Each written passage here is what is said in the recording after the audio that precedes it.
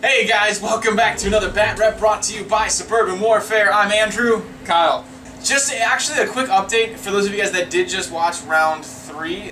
If you watched round 3, you'll notice that the way it kind of ended up, Gina took second, I took third, but on a technicality, Gina actually ended up claiming an extra victory point for the secret objective that she gained.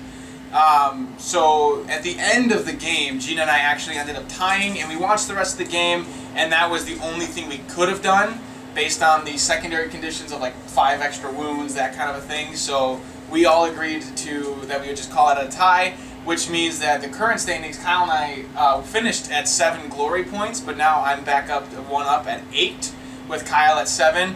And then everything else still stands. So we kept our followers, because we didn't roll for glory points, it's all the same, except I just get bumped up one more for tying for second. So that was just a quick little update there. Talking about today, we did roll for our scenario. We are going to be playing Altar of the Gods. This is another Path to Glory specific battle plan, where we are fighting to control the altars of the gods of the Grand Alliances. And we'll talk... What's that? In the crates. In the crates, yeah. We'll talk a little bit. Gods. We'll talk a little bit about that when we show you the table. But first, we'll show you our warbands as they stand. We'll show you the battlefield. We'll talk about the battle plan, and then we'll go ahead and play for you guys, and then wrap it up at the end. So let's check out the warbands. All right, guys. Here we are with our Beastclaw Raiders. We still have the Frostlord on Stonehorn that we started with. After round 1, he picked up Massive Bulk, giving him 15 wounds instead of 13. And then after round 2, we added 2 Mournfang, and at the end of round 3, they got buffed with Avalanche, allowing them to re-roll any failed wound rolls in the combat phase if they charge that turn. And the Frostlord is still using Everwinter's Master and the Pelt of Charngar.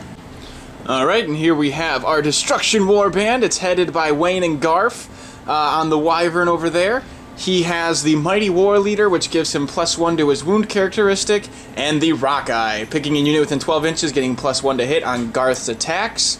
Followed by that, we have an Orc Great Shaman on a Boar, and then we also have 10 Orcs. I actually re-kitted them from the last 3 rounds. They now have bows and full command. And then we have Moonclan Grots over here with their spears, nets, and full command. And then our Rock Lava in the back. The goblins just picked up a follower reward called Get 'em! In the hero phase, I can attempt to declare a charge with them. If they are successful, I get to re-roll wound rolls in that following combat phase. Yay, charging goblins. Alright, let's check out the battlefield. Okay, here's our battlefield for today's test of destructive might. We had a nice little center arena set up, followed by with some buildings on the outskirts. We did all of our mystical terrain. There's a good mix of mystical, sinister, deadly damned, and inspiring around the table. Pretty balanced on each side, so it's going to be interesting to see where we go. Now the battle plan, the Altar of the Gods. So there are 4 altars, Rage, that one, Change, and that one. And what they do, they each do something special. They have an interaction with your champion. If he's near them, if he is within 3 inches of them, he can try and invoke the power of the gods, roll a dice. On a 1, he suffers D3 mortal wounds. 2s and 3 does nothing, but on a 4, they activates a buff, which applies to him, and then any followers that they have within 6 inches of that altar as well. So over here at the Altar of Rage, it's going to be adding 1 to all hit rolls. Over here at the Altar of Resilience, it's going to be adding 1 to all wound rolls. Adding 1 over here at the Altar of Change is adding 1 to all save rolls. And over here at the Altar of Doom, it is adding 1 to the damage characteristic. Alright, and then at the end of the game, a player wins a major victory if they table their opponent, or if they control 3 of these objectives at the end of any of their turns. So this should be interesting. Alright, so now we're going to roll for our zone picking and deployment, and Kyle brought up an interesting point with his number of units, that with the 2 victory conditions, he can only achieve 1 of them through tabling me. I have a couple of other decisions to make, so we're going to go ahead and roll off. And I'm here in orange. Kyle is in the lime yellow green. Alright, with a 6, Kyle, what side would you like? Of course, because he heard me say I wanted that side. So I'm going to be over here, and so I'm on the side of the Rage and Resilience, adding 1 to hit and wound. Kyle's on the side of adding 1 to save and damage. I wanted that one. Alright, so we're going to go ahead and deploy for you, unit for unit. Whoever deploys first will choose who has the first turn in the first battle round. Frostlord on Stonehorn. Right there, right next to the Altar of Doom. Alright, dropped my Rock Lava right here by the Mystical Tower. I hope I don't live to regret this decision. The 2 Mournfang are going to be right there, right behind the Frostlord on Stonehorn. Alright, now that Kyle just finished deploying all of his units, I'm going to go ahead and finish deploying all of mine, and I'll be back in a second. Alright, finishing up my deployment like this. I have my Shaman over here, and I got a nice little line of Grots backed by our Orc Archers. Wayne's over here, diagonal from them, and then again the Rock Lava by the Mystical Terrain. So, once again, the objective is to control 3 of these Crates of the Gods, or table your opponent. And because since Kyle finished deploying first, who's going to take the first battle round?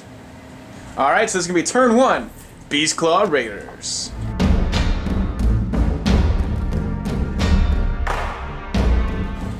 Alright, so starting out in the hero phase, we're going to use Everwinter's Blessing. It's the woundy thing, you want to reroll Yeah, we're that? going to use Everwinter's Master to reroll. That's the double woundy thing. Double woundy thing. So that doesn't work out for us at all.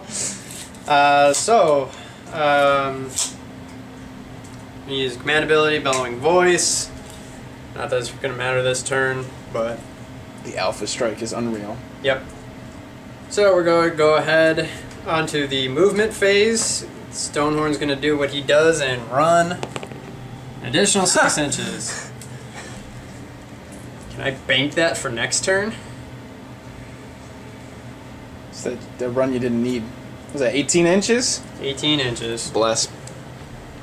Alright, so we're... Yeah, so wait, was stacked with a full, like the movement from Everwinter's Blessing, that's, you have a 32-inch threat range? 33-inch threat range? 33 inch. Yeah, potential 18-inch, yeah, jeez. And Alright. the little piggies. Yeah, and then we're just going to run them too. 4. They're going to move a total of 16. Burning them for what? Huh? It's a joke, you rolled a 4. Oh, and you were like, that's it. 4, and I'm like, 4, what? No. That's on you to get the camera over there faster. Alright, shooting phase. We do not have anything in range to shoot with. There's nothing within 12 inches to even declare a charge with, so that's going to be the end of Beastclaw Raiders, turn number 1. That was intense. Yeah. Alright. Battle Shock. We're gonna go on to Destruction, turn number 1.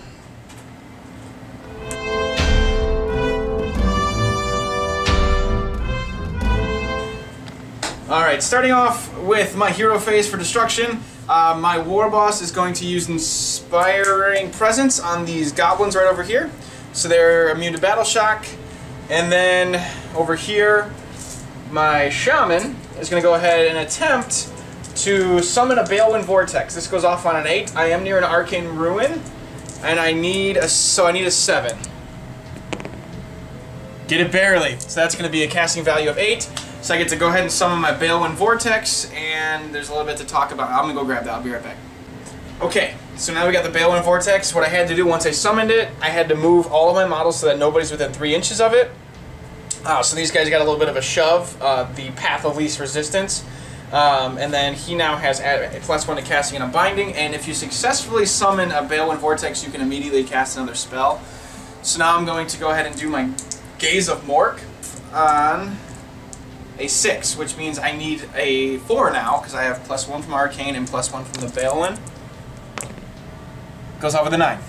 So now I pick I pick 3 visible enemy units within 20 inches, which is now 40, so I'm going to pick obviously both of them. On a 1, nothing happens. On a 2 to 5, they take 1 mortal wound, and on a 6, they take D3. So I'll start with the Mournfang. It's going to be 1 mortal wound, and then the Stonehorn for nothing. Okay. Balewind Vortex. That blew the tree over. Alright, and then at the end of the hero phase, we're going to check to see my Wyvern is outside of 3 inches of the mystical building, but we have the Orcs over here.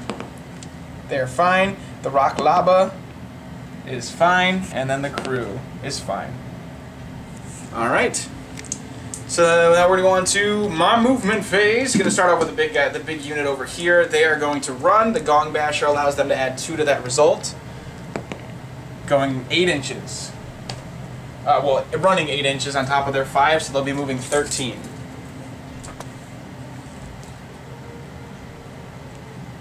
So I think that should do it, if my math is correct. Yeah. So you'd have to like go all the way around right now, and these guys just kind of pulled up the rear. All right, Wayne is going to go ahead and run. He moves 12 plus 5, going 17 inches. So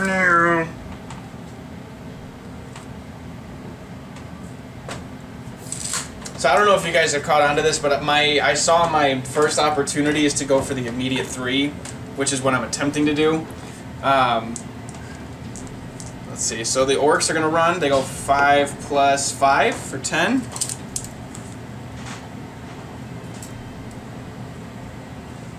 Ending up there. And just outside of 3. So next turn I'll have an opportunity. If I get the double turn, this game is pretty much over. But I like exciting. So we'll see. What do I need? I need 40. He's got the big guy. Got to shuffle a little bit. Might just go for Mournfang since he's having damage anyways. Yeah, there we go. So they're in range, and they're going to reroll wounds. Shooting, I just sent my bows that way, and these guys do not have that. So I got the Rock Lava is going to be a 4-3 against the Mournfang, re-rolling to wound. That hits, miraculously, and then a 3-up. Alright, and that wounds, and that's going to be -2. So we are up to a 6-up save. Got it. Jeez. Alright. So that goes my shooting, no charges to declare. So yeah, at the end, I do control that currently. And then next turn we'll see what happens. So now we're going to go on to see who has the priority of Battle Round 2. If this is the double turn, this will get cheeky. Oh, the game wants this to continue. So this is Beastclaw Raiders, turn 2.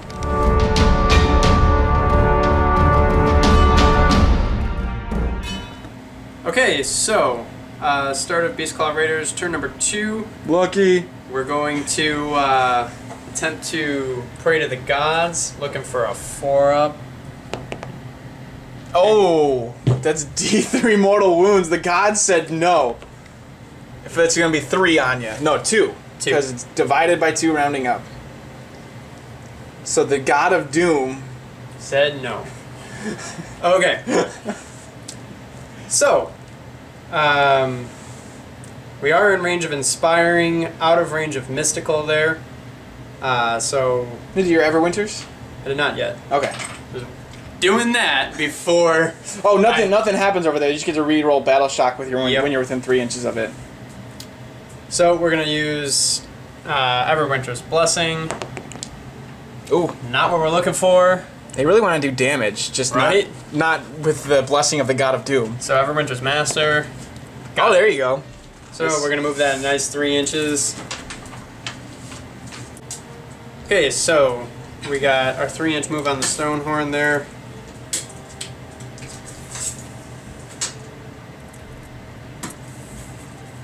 Three-inch move on the Mournfang. Tuck you in right there. Alright, so now we're going to go on to Peltachangar. So 4-up D3. This is going to be looking for a 4 here to heal D3 mortal wounds. You got it, so you heal D3. And it's a 1. Heal 1. But you still said, take that, God of Doom. Right? Alright, so now we're going to go on to the movement phase. The Stonehorn is going to do what he does. We're going to run an additional 6 inches. Oh. He is moving today. Trucking it. And finishing up like that, right around the awesome wall that I made of goblins, because I knew I was going to get the double turn and just win. Alright, finishing like that. Alright, we're gonna go on to shooting. We're gonna shoot with the skull. This is gonna be a 4-3 we're looking for. Nope. Par for the course for his pistol.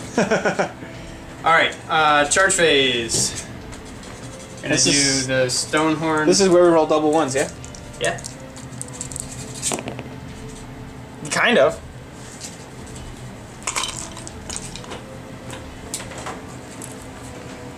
Oh yeah, we're all kinds of in there. Hi.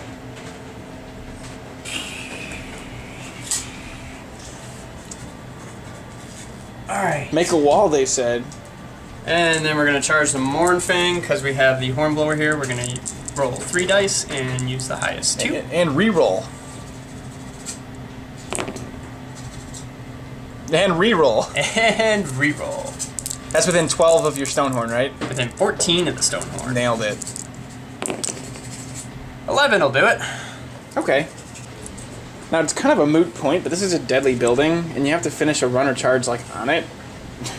So it literally doesn't matter. Unless you're flying, then that's just on you. Hell yeah. Okay, so, we're going to resolve Earth-Shattering Charge from the Stonehorn first. Okay. It's going to be D6 mortal wounds to the unit. Shaboom. For 3. Okay. We go 1, 2, 3. And then the Mournfangs. We're looking for 4s? 4s. To do mortals. Nope. Okay. No. Okay. So, combat phase. Stonehorn's gonna go first. Alright. The God of Doom almost bracketed him for me. Right? So we're gonna start off with the Frost Spear. These are gonna be 3s and 3s. And you're -1 to hit. Yes. So 4s and 3s. Stupid netter. Okay, and that's a -1 rend. So I go to a 6-up save. Got it. Oh. Punches and kicks, 4s and 3s again.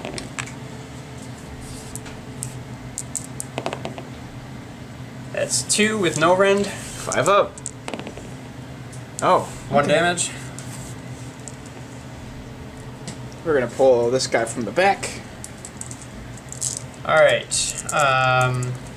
We're still good to stay on the first part of the damage table, so there's going to be 6 attacks with the horns.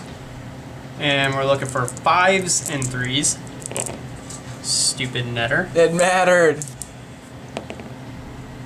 And that's going to be a -2 rend. Oh, bye. Okay. 3 damage. Oh. So we're gonna pull the Gong Basher. No, we'll keep that guy and that guy. And we'll pull that guy.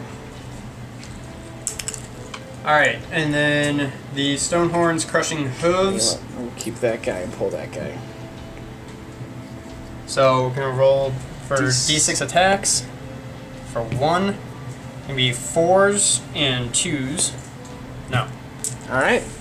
Now give me a quick second. I'm going to pile in. I want to see what I can do. So I'll be right back. Alright, flipping it up a little bit. I piled in. I didn't get these 3 in, but my boss is there with a 2-inch spear. So these are going to be all on the Stonehorn. And these are going to be 5s and 4s from the Goblin Spears, and then I'll do the nets after that. And my boss has +1 to hit, so that'll show a 4. In theory. It did. And it mattered. And these will be 4s to wounds. Whoa. 4 wounds. Alright, so these are going to be 3s to save. Oh. 1 gets through. I got you. And then the nets. I have 3 attacks each, so it's going to be 6, and these are 4s and 5s. Now 1, nothing. Alright, so switching over to the Chmorn things. Of course. Culling Clubs and Prey Hackers. These are going to be 3 attacks apiece. Going to be 5s and 3s.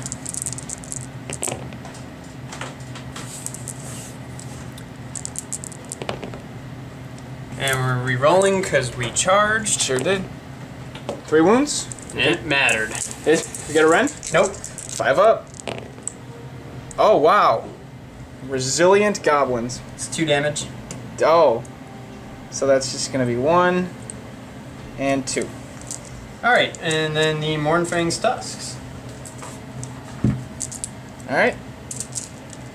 So we are looking for 5s and 3s. Nice. And these are re-rolling. Didn't need them. And these have the rend. neg Right? 1 rend. 6s? 1 damage piece. Okay, lost 2 more. I think we pull 1 net from here. And let's go the banner that gives me bravery if there's no enemies within range of them. Okay. Or wait, I can't keep my gong basher. I'm gonna pull a spear guy. But I'm inspired, so no battle shock. I lost half my army, half my unit, and I did a wound. So that was, I think that's good. All right, so we're gonna go on to destruction, turn 2.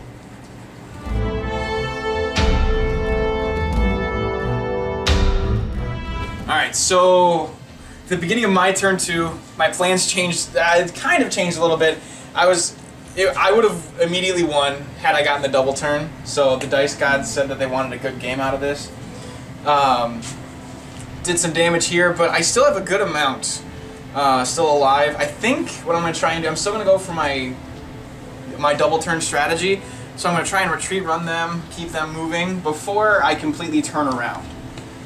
So we'll see how that goes. So my war boss is going to use Inspiring Presence on these guys, making them immune to battle shock. And from here, we're probably just going to do an Arcane Bolt. Goes off on a 3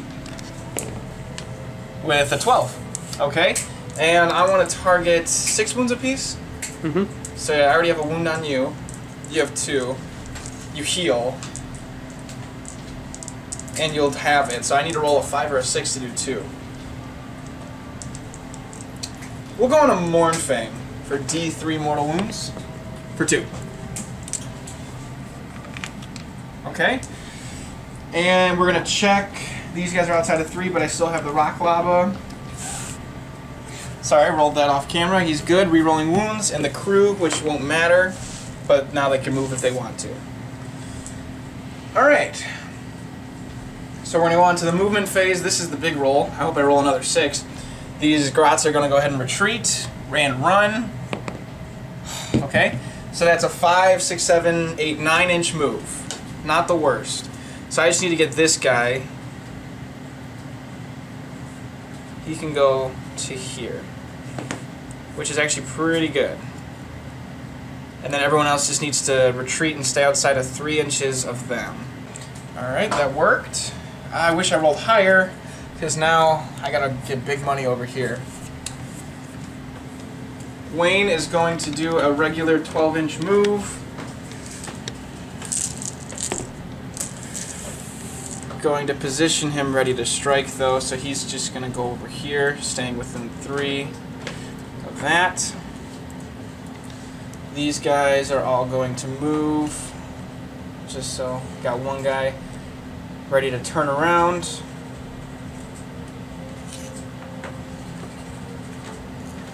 Really don't need to move them that much more.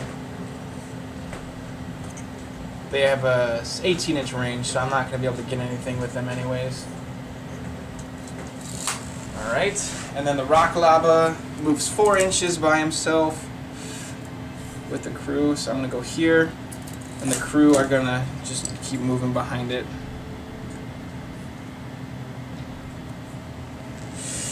Okay, and my shaman is floating in midair, watching his entire left flank disappear. I'm going to go on to shooting from the Rock Lava, going to target the Mournfang. It's going to be 4s and 3s, re-rolling to wound. That's a hit. That's a wound at -2. 6 up. And that's 3 damage. So that was just a flat kill. Okay. And I think that's going to be my turn. So now we're going to see if this is going to bite me in the butt for not swinging. We're going to go on for the priority of turn 3. Okay. So we're going to go on to destruction, turn 3.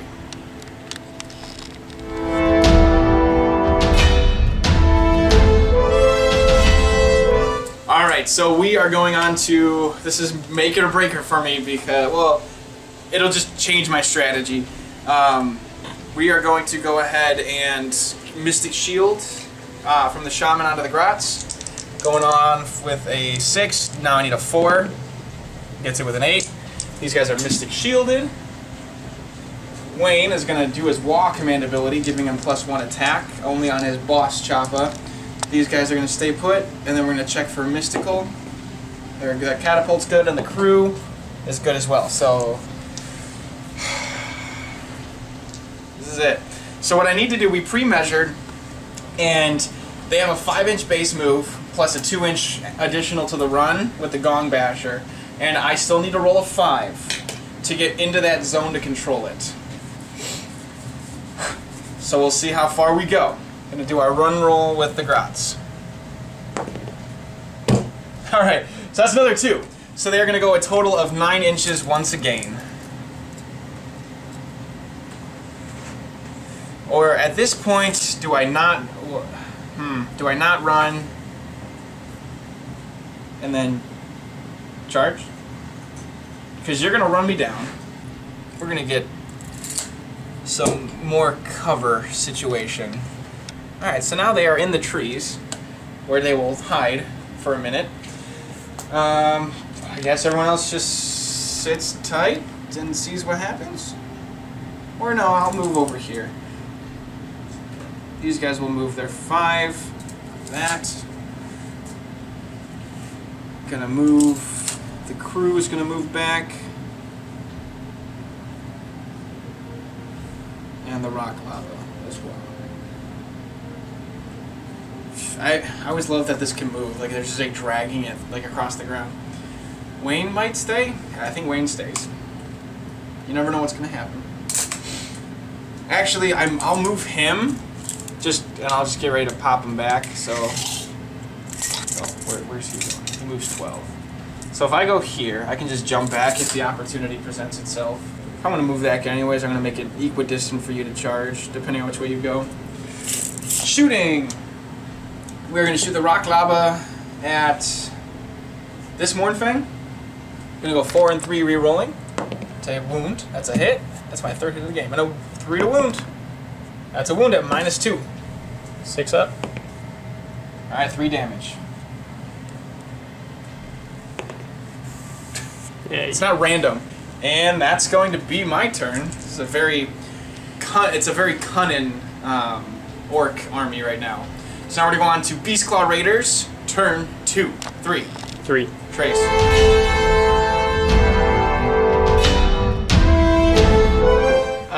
We are going to start of the hero phase. We're going to attempt to pray to the god of resilience to try and add 1 to our save rolls. Wound roll. Save rolls.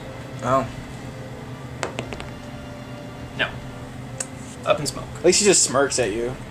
Yeah. Or no, we're not smoked. We're just be gone. Yeah. Okay. So now we're going to go ahead and use the Pelt of Charangar. We're going to heal 1. You like sitting on that 1 wound. Right.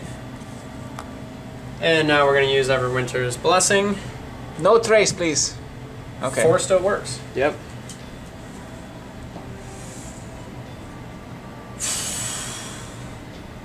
Yeah, me too. Yeah. I feel like your strategy is a lot less complicated though, because you have 1 mission.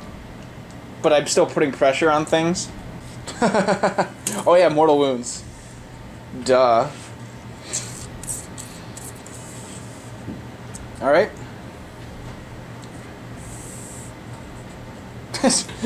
Is he doing that like show pony like side step? Yep. Alright. Okay, so... That was your movement, right? That's my hero phase. Dang.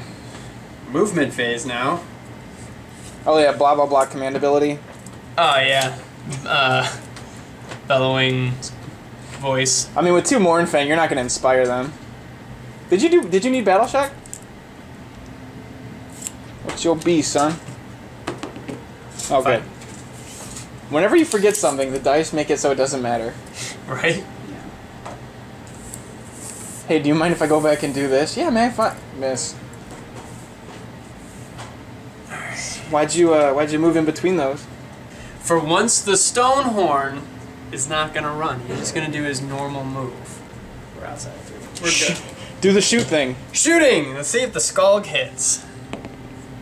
Oh, Oh my god, we got a hit. 3 to wound. Woo! -1 rend. Sweet, that make so they actually this little guy gives me +1 in the shooting phase to my save, which would have been a 2-up save, but I got rid of him because I was like, I won't get shot at, even though I could have gotten rid of a regular spear guy. So you have regular 5-up, you're missing shielded, that puts you 4-up, wholly within cover, you're at a 3-up, back up to a 4. Back up to 4 because -1 rend. All Got that it for anyway. that. With my base save. Alright, charges. We don't have the Hornblower anymore for the Mornfang, But you're we still get to re-rolling. re-roll. Re-rolling, looking for a 3. Yeah, and we got it anyway. Alright, so...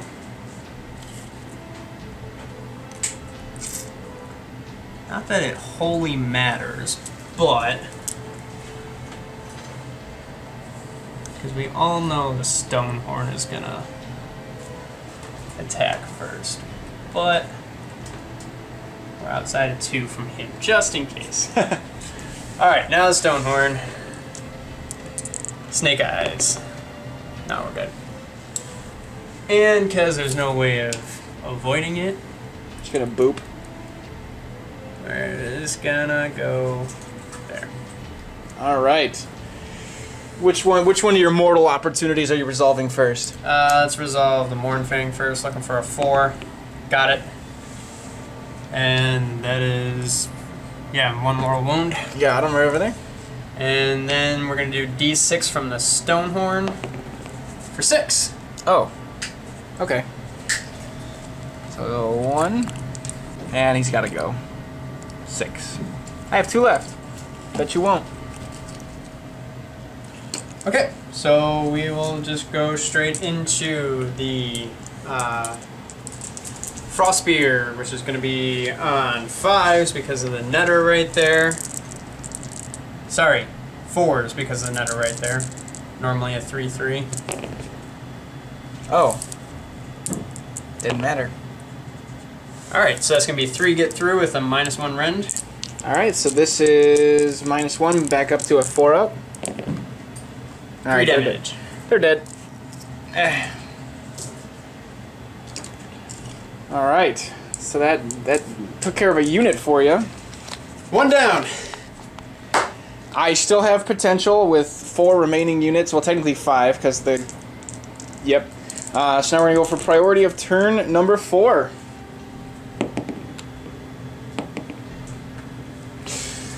I think I'll take it. It's going to be destruction, turn 4.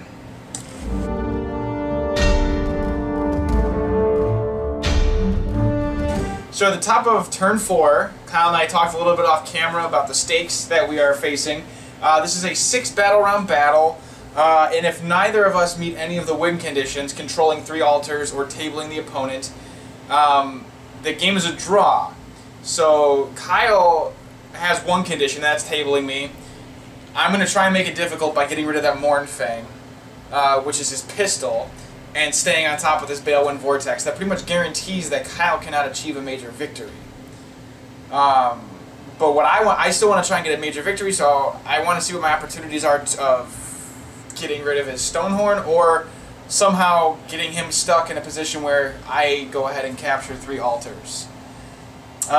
So yeah, let's see how this goes. We're going to go ahead and start off with my hero phase. We're going to do this. Wayne getting a charge. So Wayne's going to do his Wah command ability, and he's going to use his once per battle champion reward that he got called Bellowing Battle Cry, giving everybody in my army +1 to hit for this turn. Gonna see if they are mystical and befuddled. So they are the catapult is re-rolling wounds, and the crew is fine. And magic. We're going to do an arcane bolt going off on a 3. Okay, I want to roll a 5 or 6 again on that Mournfang right over there. And there it is.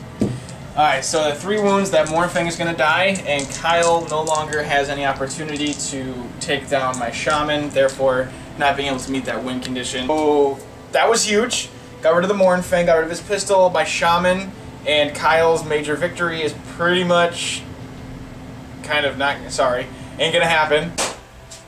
Alright, and now that I've successfully cast my Arcane Bolt and killed the Mournfang, Kyle decided to let me in on a little bit of a secret. Nobody's there. All I had to do was banish my Balewind. Move my lovely 9 inches. Move Wayne back. And I would have won the game. But Coulda, shoulda, woulda. we press on. So I want to try and get a major victory. We'll see what happens. We're going to go ahead and do some moving. Man, Rock Lava's got nothing to do. I might move these guys back this way.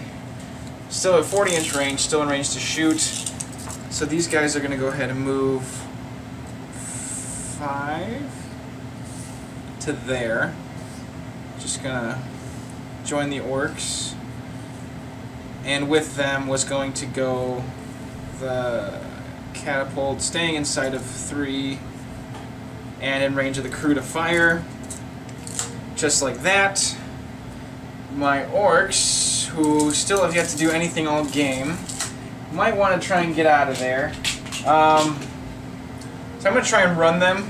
They're going to go 5 plus 4 for 9.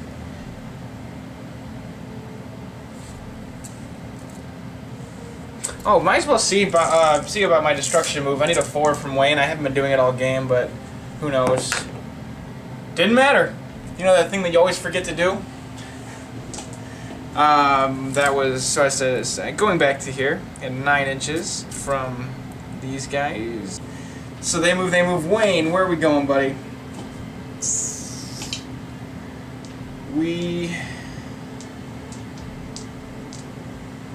Huh. I kind of want to see what happens over here. Wayne is going to go ahead and move his 12 inches to here. And that's getting over here. That's another 12-inch charge. But he's too big to move through the trees. So that is my one saving. I can't get like countercharged. Unless you climb over the trees. Actually, you very much can. Neat. That's like what? 5 inches up? 5 inches. That's doable on a Stonehorn. Oh yeah. Ooh, wait a minute. Run him up and over. Maybe we don't. That's actually hilarious. We might go this way. Fly him over yonder. Okay. And I think that's how we're going to move. So we're going to fire the Rock Lobber from here into the Stonehorn. It's going to be a 4 to hit. First miss of the game. Woo! Alright, and that's going to be my turn. So at the end of my turn 4, kind of spread out a little bit, seeing what I can do, and this is going to go on to Beastclaw Raiders, turn number 4.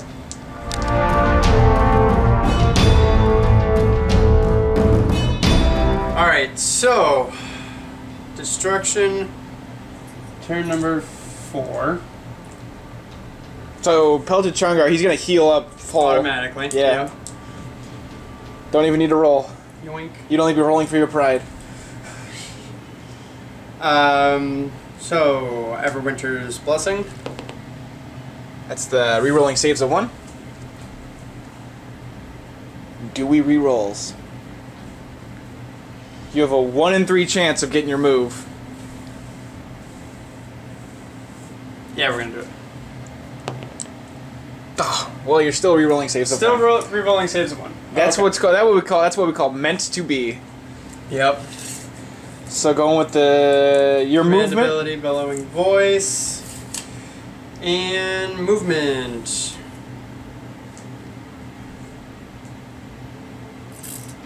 God, move that tree back. What? It's not supposed to be in the middle of the road. It's supposed to be in that cove. Alright. Ah. I thought it was going to be blocking you, but then I was like, wait. It doesn't go there. Alright, so Stonehorn's going to do what the Stonehorn does. We're going to run 5. Jeez. Alright. Gives us a 17-inch move.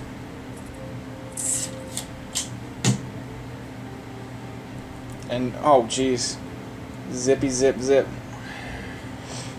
Alright. Charging.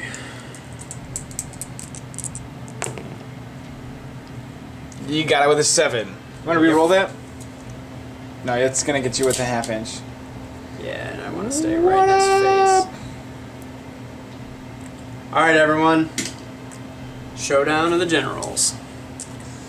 So, we're going to resolve the D6 mortal wounds for Earth-Shattering Charge for 4. Yikes. Already bracketed. That's how we do's it here. Okay, so, starting like always with our Frost Spear, these are going to be 3s and 3s.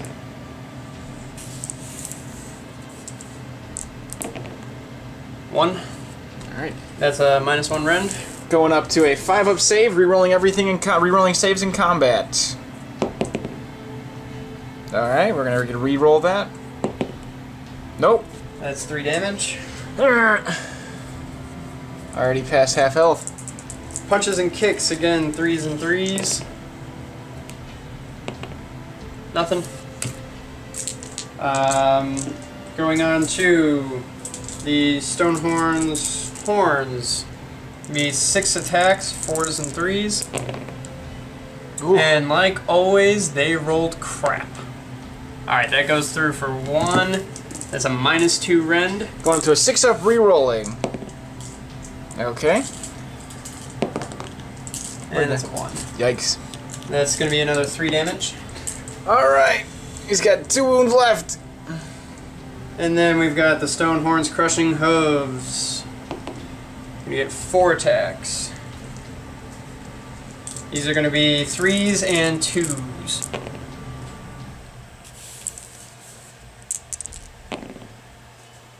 Okay, so 3 get through with a -1 rend. I go 5-up re-rolling. Alright, that doesn't go through. That's a successful save, so I don't get to re-roll that. And then that's going to be a 6, so I take 1 more damage. That's actually going to go through for D3 wounds. Oh, kill him. 2. That's going to do it. And Wayne goes down in 1 shot. I don't know what business I had moving up like that. Alright, so the Stonehorn not going down without a fight. This is going to go ahead and go onto priority for turn number 5, battle round 5. Alright. Go ahead.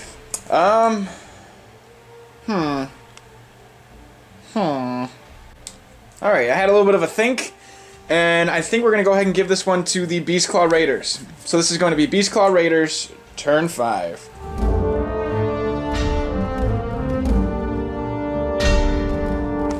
Alright, starting off in the hero phase, we don't have to use the artifacts. We healed up last round and then nuked Wayne. So, we're going to go on to Everwinter's Blessing. It's the killy thing. And we're going to re-roll that.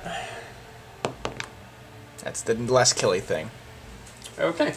So, movement phase, we're going to do what we do, and we're going to run for 4. And it's a total move of 16. Still don't know which way I want to do this. Kyle's got 2 options. There's going for the orcs. So this is another, just like in the beginning of the game, I'm facing a double turn game ending scenario, which we really have no control over. So Kyle just has to make a choice over what he's going to deny. Now, the Shaman is still up on the Balewind, but in order to control 3 altars, I'll need to banish it in the hero phase and then move.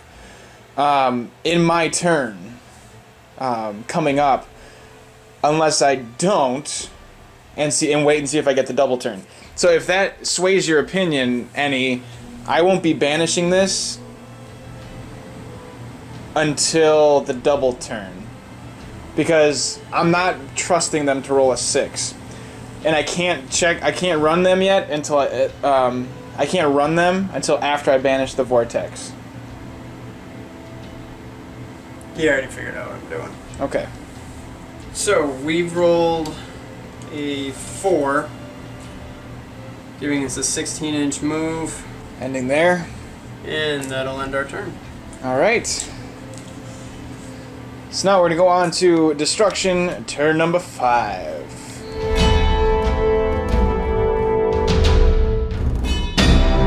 I don't know. What do you guys think? Am I gonna roll a 6 to run?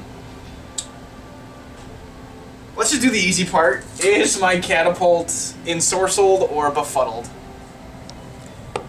Fuddled it, yes! My catapult is befuddled. The goblins do not know what the heck is wrong with it. So they're gonna probably just leave it and move to, well, they can still shift and be in range. Okay. That helps. Alright, so I'm gonna go ahead at the start of my hero phase, going to banish the Bale One Vortex, and he's gonna go, and the pig is happy again.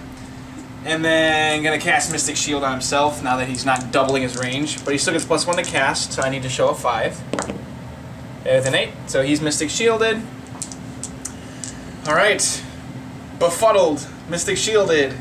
No command ability. We're gonna see what happens. These guys are going to run! Oh. So they're still not even gonna shoot.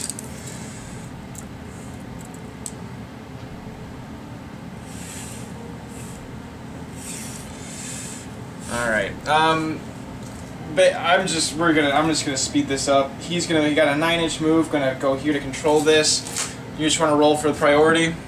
Because this will determine if I win or if it is a draw, officially. Because these two, they cannot move. The rock lava cannot move independently of the goblins.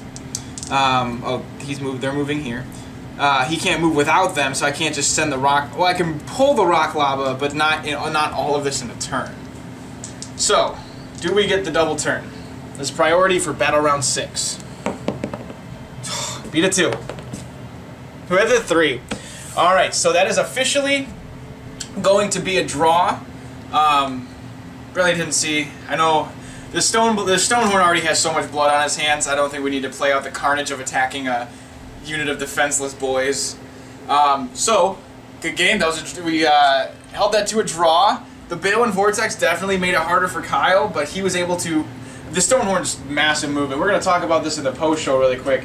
So we'll go ahead and do some. We each get 1 glory point for the draw, and then we'll show you our rewards of battle, and then we'll come back and talk about the game. Okay? See you in a second. Alright guys, Kyle with the Beastclaw Raiders, we're going to roll for our rewards of battle. 2! So, that means that we are going to pick up a follower. Now, Which one? right down here, we have these lovely Beast Riders, which I just picked up recently. So, we're going to use the 1 roll and burn a glory point to roll for which one. So on a 1, 2, or 3, we're going to get a Beast Rider on Stonehorn, or a 4, 5, and 6, we are going to get a Beast Rider on Thunder Tusk. 3, so we are going to have a second Stonehorn on the field. I don't know what's worse. Mortal wounds on the charge or the snowball? So we'll be right back to show you where we stand. Alright guys, so going into the next battle round 5, we picked up the Beast Riders on Stonehorn over here. I know that they are unfinished. I promise you guys by battle round 5 they will be fully painted. Now we're going to go see what my rewards of battle is. And 1 is a follower, 2 is a champion reward, and a 3 is a follower's reward.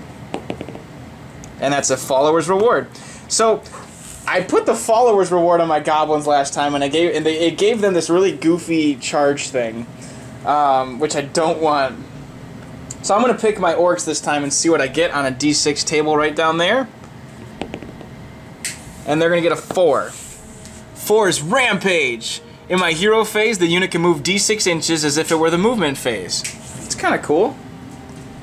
Alright, we're going to be right back with our recap of the battle.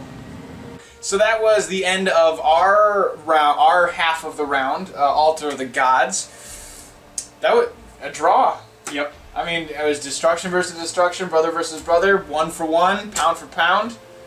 Except that was the best result I could have hoped for, so... Yeah. Full disclosure, guys, I really just wanted to summon a Balewind Vortex. I woke up this morning saying I was going to summon a Balewind Vortex. That was before we rolled for the scenario where, like, it was about tabling your opponent, and he only had a secondary firearm. Yep. So he 4/3 -1. I really didn't understand his reaction at first. Like, he was so defeated, and I was like, it's just a Balewind, and then you're like, oh. Yeah, so yep. But there was a secondary there was a secondary condition for the draw, which is what you were basically playing for. As soon as I summoned the Balewind, you knew that's what you had to do. That's what I was playing for. And you achieved it. I'll tell you what. This was a kind of a game of like Red Rover, and the Stonehorn was there every single step of the way. Red Rover, send Stonehorn right over. I mean, you were kind of the goalkeeper actually. Send the goblins up. Stonehorn says no. Wayne came over to try and sneak her on the wall, and you said nope. Nuked him in one shot. I knew that. I mean, that's probably going to happen. Unfortunately for Wayne, that's not the first time that he's done that either. No, not at all. I mean, as far as behemoths go, like Wayne's a little. He's showing his age. Yeah. Doesn't have any cool doodads. He's got that additional mortal from his tail. Yeah. Which is actually what I used to kill Tormund in the first Battleplan, the first round. Mm-hmm. So that was cool, but now Tormund's pissed. And he has a friend. And he has a friend. I think if anybody really benefited from this the most, it was you. Oh, yeah. Path to Glory, the followers are power spikes. Huge. Mm-hmm. Just look at the follower rewards like, I've gotten. You got 2 extra wounds on a Stonehorn that heals. Yep. I got goblins that can charge in the hero phase. Even Gina, I mean, it's not really a spoiler, like Gina's Kurnoth Hunters have a follower's reward that is the exact same thing as the command ability of her Tree Lord Ancient, rerolling 1s to save. And she can receive the command ability from anywhere on the field. She doesn't have to be within a certain amount. And so, like, the only thing that really does for her now is that she can use Inspiring Presence on a unit that requires 2 to be killed in order to take a battle shock of 6. So the followers rewards, the champions rewards are really hit or miss, but a follower is sound. Especially when you can spend 1 glory point in a roll to get a second cannonball on the field and stay within 2 VP of you. Exactly. So yeah. So coming into this, like we said, with if you watched Battle Round 3, you'll notice that we came in tied, and then we realized that I actually finished tied for second and got 2 glory points. We came in 8-7, and we are finishing 9-7 because he sacrificed a glory point for the Stonehorn. Next time I get a follower, I might even think about taking one of my bigger guys. I know I can take a giant. Can you pull out many morning? I can take a Mangler Squig, or a giant, or something else. Not an Arachnarok Spider, but one of those two for sure. Thank God. Yeah. The only time you can take an Arachnarok Spider in Destro is if you take the Shaman to start. But Wayne's my boy. Yep. So while we were filming this, and while you're watching this, Peter and Gina are also playing the same scenario, same table, just at different times. And they're just going to get launched at the same time. We'll have a link to that below. And we'll also have a link to our primer where we explain our house rules and how the campaign plays out. And then once the next round is up, we will have a link to that in the description as well. If you guys have any questions, comments, concerns, please leave a comment below. And you'll see the 2 of us again in round 5. But in the meantime, go check out Peter and Gina's game. And once, as always, guys, thanks for playing. We'll see you next time.